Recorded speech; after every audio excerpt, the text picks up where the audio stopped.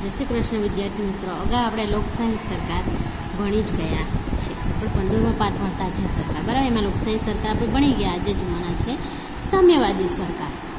તો આ પ્રકારના શાસનમાં બધાને સામ્યતા કે સરખામણીપણાને વિશેષ મહત્ત્વ આપવામાં આવે છે અને સામ્યવાદને આધારે કાર્યરત સરકાર સામ્યતા અને સમાનતાને ધોરણે શાસન વ્યવસ્થાનું સંચાલન કરે છે. કે સામ્યવાદને આધારે કાર્યરત સરકાર શું કરે છે? સામ્યતા અને સમાનતાને ધોરણે શાસન ચલાવે છે. વિશ્વના અનેક દેશોમાં સામ્યવાદી વિચારધારાને આધારે કાર્યરત સરકાર જોવા મળે છે. કે વિશ્વમાં કેટલાય દેશોમાં આપણને સામ્યવાદી સરકાર જોવા મળે છે. તો સામ્યવાદી સરકારની કેવી શાસન પ્રણાલી હોય? તો સામ્યતા અને સમાનતાના ધોરણે લોકો શાસન સંચાલન કરે છે. તેવા કેટલા દેશોમાં એ સામ્યવાદી સરકારની વિચારધારા કાર્યરત છે અને સરકાર જોવા મળે છે. વિશ્વના અમુક દેશોમાં ચૂંટણી દ્વારા સામ્યવાદી સરકારોનું નિર્માણ થાય છે. કે વિશ્વમાં કેટલા અમુક દેશોમાં કેવું ચૂંટણી દ્વારા સામ્યવાદી સરકારની નિર્માણ થાય છે. કેટલાક શાસકો સામ્યવાદી વિચારધારાને આધારે સરકારનું નિર્માણ કરી લાંબા ગાળે એક હથ્થું શાસક બન્યાના અનેક ઉદાહરણો જોવા મળે છે. કે કેટલાક સામ્યવાદી વિચારધારા કેવા કે સરકારનું નિર્માણ કરે અને લાંબા ગાળા સુધી પોતે શાસન કરે એવું એક હથ્થું શાસન ચલાવવાની માન્યતાના અનેક ઉદાહરણો જોવા મળ્યા છે.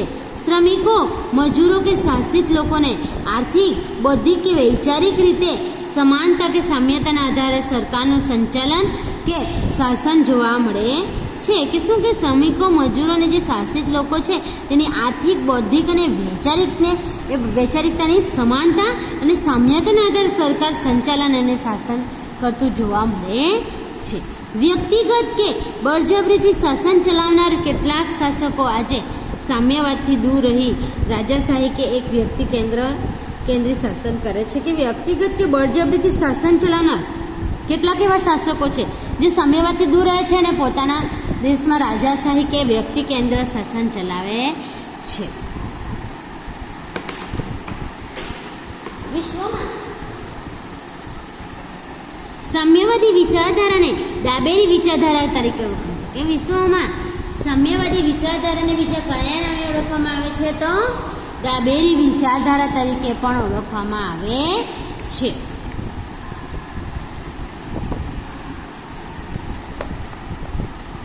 હવે જોવાના છે રાજાશાહી સરકાર. કે આ પ્રકારના શાસનમાં શાસક તરીકે કોઈ એક વ્યક્તિ શાસન કરે છે. રાજાશાહીમાં કેવું કે શાસક તરીકે એક વ્યક્તિ શાસન કરતો હોય. મોટો ભાગે રાજાશાહી વ્યવસ્થામાં શાસક એટલે કે રાજાનું પદ વારસામાં મળે છે. કે મોટા ભાગે રાજાશાહીમાં કેવી વ્યવસ્થા કે રાજાનું પદ કેવું વારસાગત મળે છે, બરાબર. તો આ પ્રકારના શાસનમાં લોકોને પોતાનો શાસક ચૂંટવાનો અધિકાર હોતો નથી. આમાં લોકોને પોતાનો અધિકારી કે રાજા ચૂંટવાનો અધિકાર ન હોય. કારણ કે રાજાશાહીમાં કેવું કે રાજાનું પદ રાજા પોતે ઉત્તરાધિકાર નિમેલ હોય છે અને ત્યાં રાજાના અવસાન બાદ કે રાજા ઘોષણા કરે એટલે તેને રાજા બનાવી દેવા, એટલે વારસાગત રાજાશાહી ચાલતી હોય, બરાબર. કે લોકો પોતાની ચૂંટણી દ્વારા અધિકારી નિમતા નથી. આજે દુનિયામાં કેટલાક દેશોમાં રાજાશાહી જોવા મળે છે. ક્યાંક રાજાશાહીમાં લોકોને ચૂંટણી દ્વારા નામ પૂરતા જોડવામાં આવે છે. કે રાજાશાહીમાં કેટલુંક અમુક જગ્યાએ ખાલી ચૂંટણી નામ પૂરતી કરવામાં આવે છે અને રાજાને જોડી દે છે. રાજાશાહી સરકાર માટે કહેવાય છે કે અહીં વ્યક્તિ કેન્દ્ર શાસન હોય છે. કે રાજાશાહી માટે શું કહેવામાં આવે છે? વ્યક્તિ કેન્દ્ર શાસન હોય છે. એક વ્યક્તિ દ્વારા લેવાતા નિર્ણયો અહીં આખરી માનવામાં આવે છે, બરાબર. લોકશાહીમાં કેવું કે લોકો દ્વારા અને લોકો માટે ચાલતું શાસન. તો જ્યારે રાજાશાહીમાં કેવું કે વ્યક્તિ કેન્દ્ર શાસન અને તે એક જ વ્યક્તિ નિર્ણય. જ્યારે પહેલાંમાં આપણે જે ચૂંટણી દ્વારા જે પ્રતિનિધિઓ હોય એ બધા નિર્ણયો લે છે. લોકોની સુખાકારી સુવિધા વ્યવસ્થાને બદલે શાસકની સુખાકારી સુવિધાને વ્યવસ્થાને જ મહત્વ આપવામાં છે. રાજાશાહીમાં કેવું લોકોની સુખાકારી સુવિધા વ્યવસ્થાને નથી ધ્યાનમાં રાખવામાં આવતું. કોણના જે શાસક હોય એને સુખાકારી સુવિધાની વ્યવસ્થા ઉપર વધારે મહત્વ આપવામાં આવે છે. લોકશાહીના મૂલ્યો, બરાબર. આપણો દેશ લોકશાહી પર ચાલે છે. આપણે જોયું કે સ્થાનિક કક્ષાએ સ્થાનિક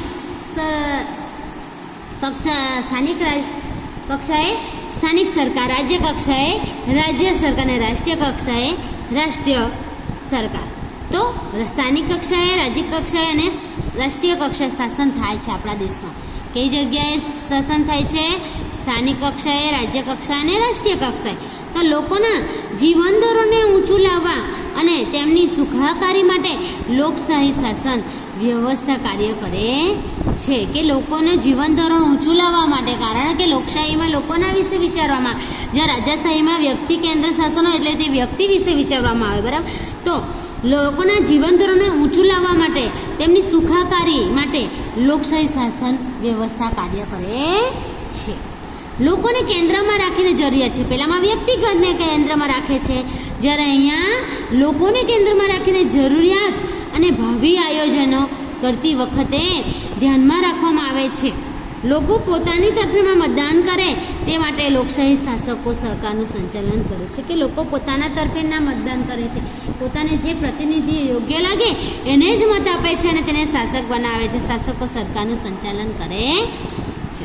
લોકોની સુખાકારી, સુવિધા અને વિકાસને મહત્વ આપી બંધારણને આધારે લોકશાહીના મૂલ્યોનું જતન કરવામાં આવે છે. સૌને સમાનતા, સુરક્ષા અને સુવિધા માટે લોકશાહીના મૂલ્યોને ધ્યાનમાં રાખી આયોજન અને યોજનાઓ અમલી કરી લોકશાહીના મૂલ્યોનું જતન થાય તે માટે કાર્ય થાય તે જરૂરી છે. કે લોકશાહી કે સૌની સમાનતા, સૌને સમાનતા મળે, બરાબર હકો મળે, સુરક્ષા બધાની, સૌને સુરક્ષા મળે, સુવિધાઓ મળે. લોકશાહીના એ મૂલ્યો છે એ ધ્યાનમાં રાખીને તેનું આયોજન અને યોજનાઓ બનાવવામાં આવે છે. કઈ સરકારમાં? લોકશાહી સરકારમાં. હવે આપણે સરકાર અને કાયદો જોવાના છે. સરકારનું કામ કાયદા બનાવવાનું છે. આ કાયદાઓ સૌએ માન્ય રાખવા પડે. સરકારને કામ કરવા માટે વિવિધ કાયદાઓ મહત્વનું સ્થાન ધરાવે છે. કે સરકારને કામ કરવા માટે જે બધા કાયદાઓ બનાવ્યા તે સંચાલન કરવામાં સરળતા રહે અને મહત્વનું સ્થાન ધરાવે છે. સરકાર જોડે કાયદાના અમલ સાથે તેના સુધારો કરવાની પણ સત્તા હોય છે. કે સરકારને કાયદા અમલ તો કરવાનો, પરંતુ તેને સુધારો કરવાની પણ સત્તા હોય છે. સરકારના કાયદાને લોકો પડકારી પણ શકે છે. કે સરકારના જે કાયદા હોય છે તેને લોકો શું કરે છે? લોકશાહીમાં પડકારી શકાય છે. પોતાના અધિકારોને અને થયેલ અન્યાય સામે લોકો અદાલતોનો સહયોગ મેળવી શકાય. કે પોતાના અધિકારો અને થયેલા અન્યાય સામે લોકો શું અદાલતનો સહયોગ લઈ શકે છે? કઈ પ્રણાલીમાં? લોકશાહીમાં. સરકારના કાયદા કે કાર્યવાહી સંદર્ભે લોકોને લાગે કે તેનું યોગ્ય રીતે અમલીકરણ થતું નથી ત્યારે તેઓ પોતાનો અવાજ અદાલતમાં રજૂ કરે છે. કે સરકાર જે કાયદાઓ બનાવે તે પ્રમાણે કાર્યવાહી ન કરતા હોય તો લોકોને એવું લાગે કે આ લોકો તે પ્રમાણે, સરકાર તે પ્રમાણે કાયદાઓ કે કાર્યવાહી કરતા નથી, તો લોકો તેનું શું કરે છે? યોગ્ય રીતે અમલીકરણ થતું નથી એવું સમજે ત્યારે પોતાનો અવાજ કઈ જગ્યાએ રજૂ કરે છે? તો અદાલતમાં રજૂ કરે છે. જરૂર જણાય ત્યાં અદાલત સરકારને વિવિધ મુદ્દાઓ માટે સૂચન કે આદેશ કરી શકે છે. કે અદાલત સરકારને વિવિધ મુદ્દાઓ માટે સૂચન કે આદેશ કરી શકે છે. કે તમે આ કાયદાઓ કે આ કાર્યવાહીનો યોગ્ય રીતે અમલીકરણ કરતા નથી, તો તે કોણ એ લોકોને આદેશ આપી શકે છે? અદાલત આપી શકે છે. ચાલો વિદ્યાર્થી મિત્રો, સ્વાધ્યાય આખું જ કરવાનું છે. પ્રશ્ન 1, 2, 3 ને 4, બરાબર. તો વિદ્યાર્થી મિત્રો આપણે લેખન દ્વારા થોડું સમજી લઈએ, બરાબર મુદ્દા. તો આપણે કઈ જોવાના છે હવે? સામ્યવાદી સરકાર.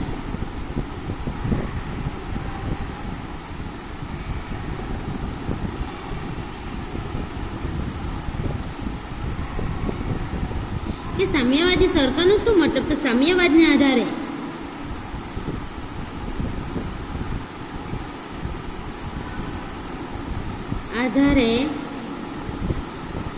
કાર્યરત સરકાર સામ્યતા અને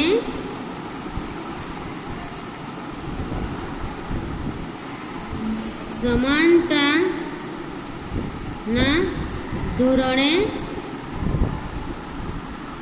શાસન વ્યવસ્થાનું સંચાલન કરે છે.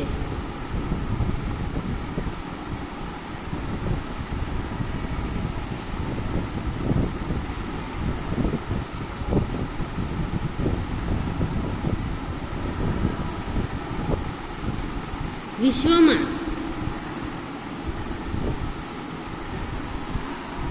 સામ્યવાદી વિચારધારાને બીજા કયા નામે ઓળખવામાં આવે તો ડાબેરી વિચારધારા તરીકે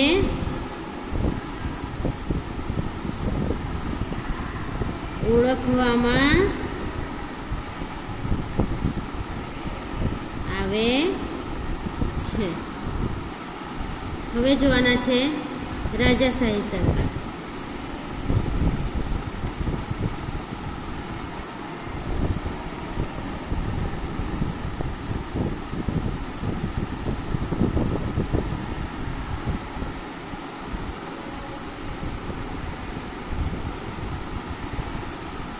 કે રાજાશાહી સરકારમાં કેવું હોય છે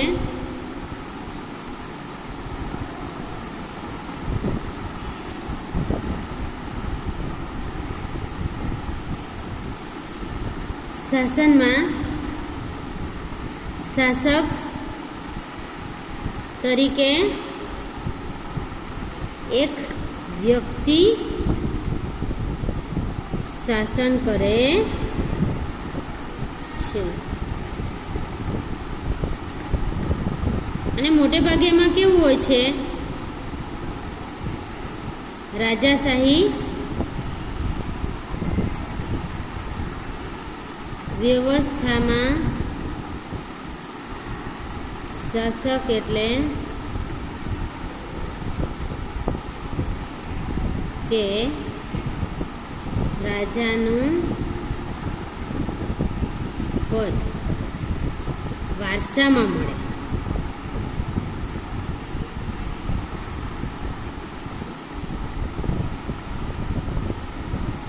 ને રાજાશાહી સરકારમાં શું કહેવાય છે? એક તો રાજાશાહી સરકાર માટે કહેવાય છે કે અહીં વ્યક્તિ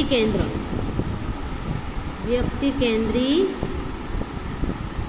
શાસન હોય છે. તેમાં લોકોની નહીં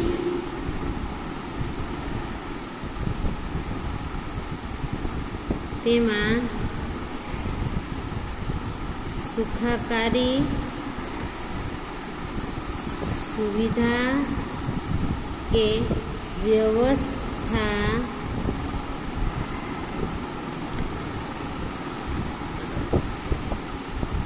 લોકો માટે નહીં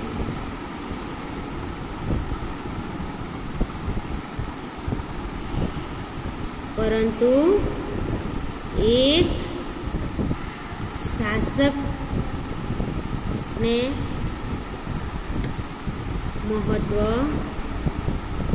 આપવામાં આવે છે.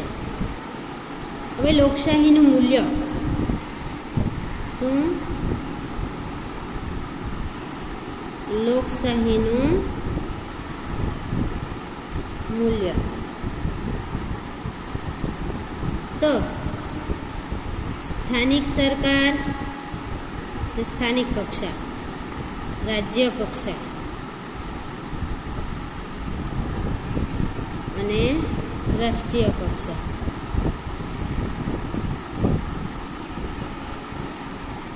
એ શાસન થાય છે.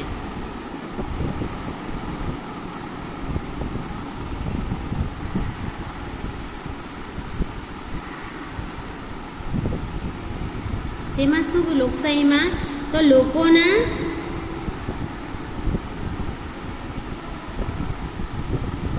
જીવન ધોરણને ઊંચું લાવવા અને તેમની સુખાકારી માટે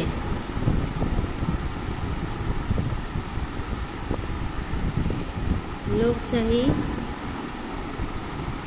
શાસન વ્યવસ્થા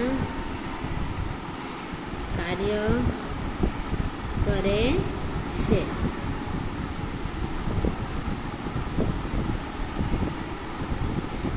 લોકશાહીમાં લોકોની સુખાકારી સુવિધા અને વિકાસને મહત્વ આપી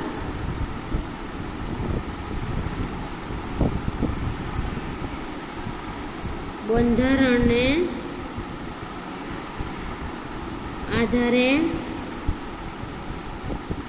લોકશાહીના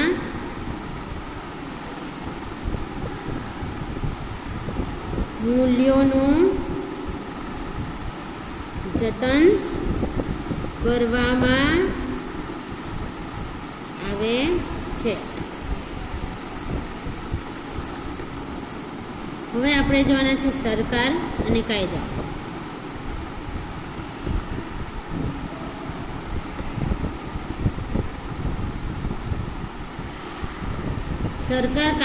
સરકારનું કામ શું છે? સરકારનું કામ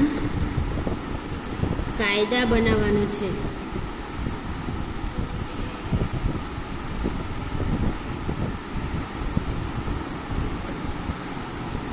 સરકારને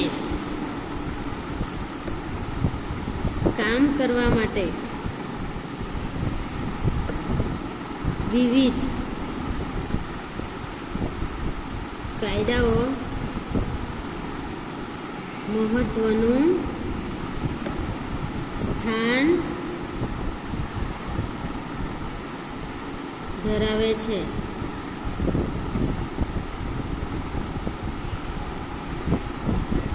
સરકારના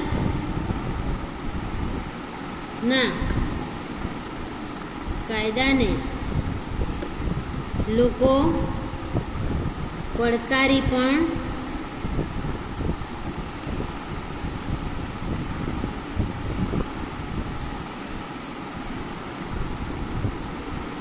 શકે છે લોકશાહીમાં. બરાબર.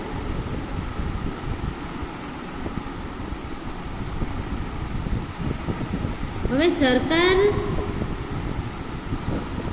કાયદા કે કાર્યવાહી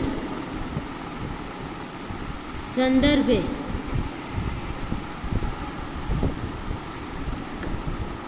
લોકોને લાગે કે તેનું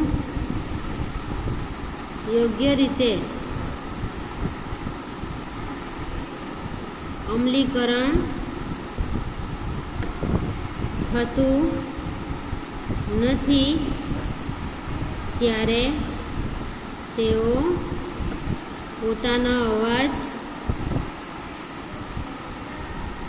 ક્યાં રજૂ કરે છે? અદાલતમાં રજૂ કરે છે. અને અદાલત